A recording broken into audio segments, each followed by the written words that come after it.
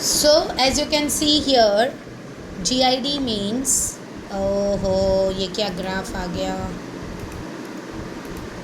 Goal, G for goal, then थोड़ा सा space लेके इंडिकेटर्स,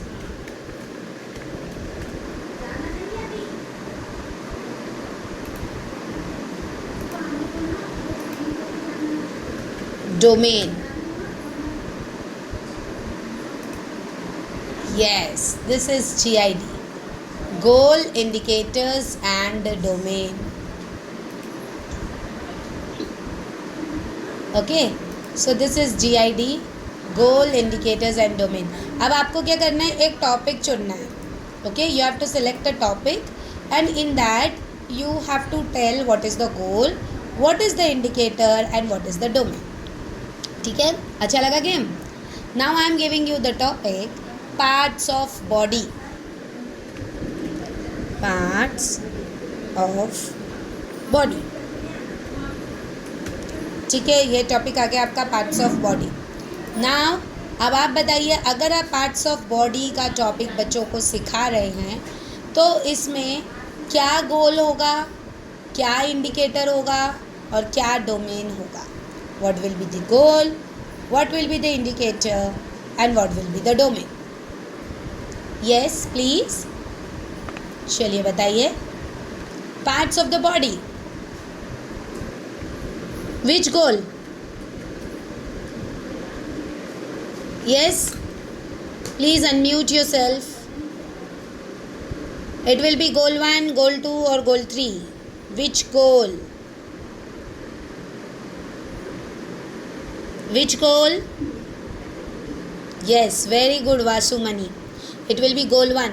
अब गोल 1 का कौन सा इंडिकेटर आएगा इसमें. 7 इंडिकेटर्स होते हैं गोल 1 के. बताइए कौन सा इंडिकेटर आएगा.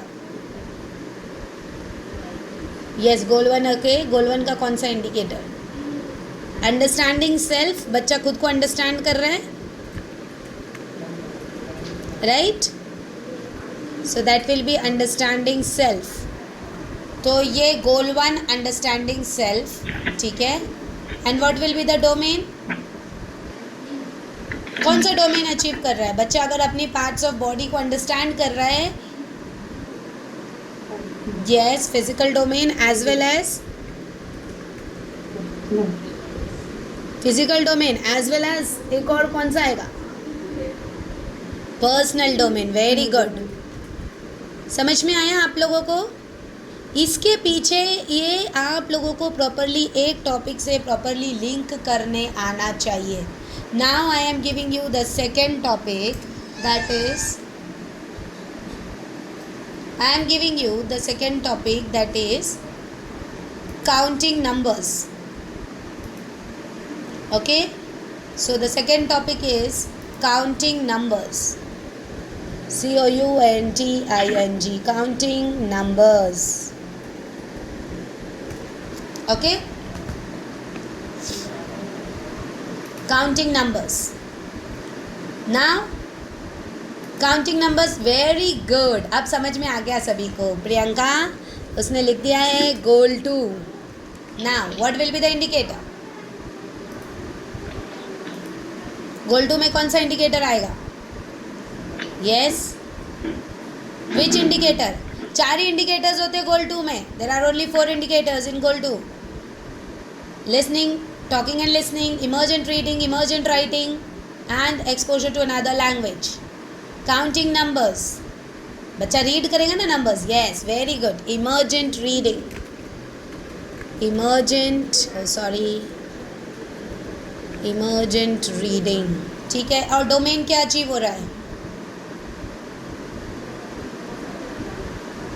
विच डोमेन. बच्चा कोई चीज़ काउंट कर रहा है, सीख रहा है, तो उसकी बौद्धिक क्षमता का उपयोग कर रहा है. Yes the child is speaking also. The language as well as concept numbers. Very good. The concept numbers goal 3 का आएगा. Very good.